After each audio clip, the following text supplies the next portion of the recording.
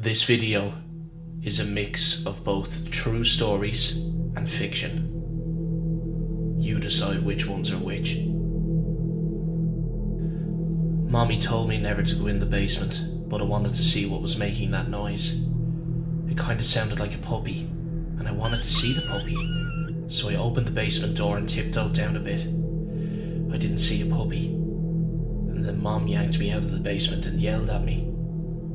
Mommy had never yelled at me before, and it made me sad, and I cried.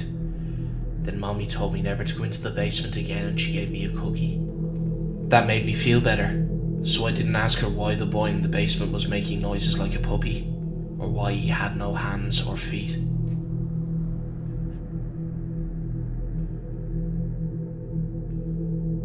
Michelle Freilich-Young had a strange experience with her 2-year-old daughter.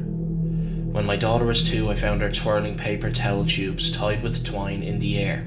I asked her what she was doing. She said she was practicing her nunchucks.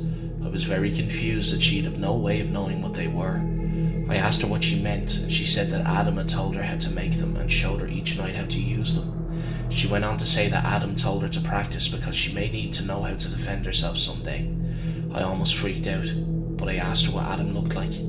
She said he was tall, blonde, had blue eyes. She said, "Mommy, you know how he looks, you know him. He died of a headache." I had to leave the room. You see, 4 months before she was born, my tall, blonde, blue-eyed martial arts pro friend had died of a brain aneurysm at the age of 27. She's not spoken of him since that day, so I'm not sure if I scared her with my reaction, or if she completed her lessons.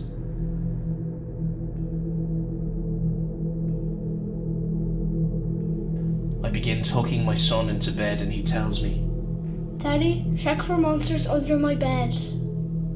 I look underneath for his amusement and see him, another him, under the bed, staring back at me, quivering and whispering, "Daddy, there's somebody on my bed."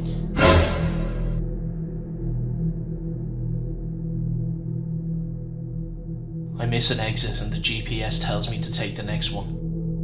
It puts me on this dirt path in the middle of the woods in Arkansas. I stop and zoom out on the GPS and it's just a bunch of twists and turns through this dark forest. I get this sudden feeling like I'm being watched. I can't turn around because the road is so small, so I put my car in reverse and hightail it out of there.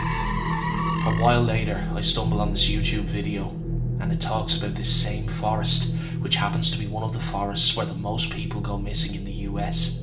A lot of people have talked about getting that same feeling, and even seeing weird things. What's weird to me is that I tried to go back and find that same road on my GPS, and it's not there.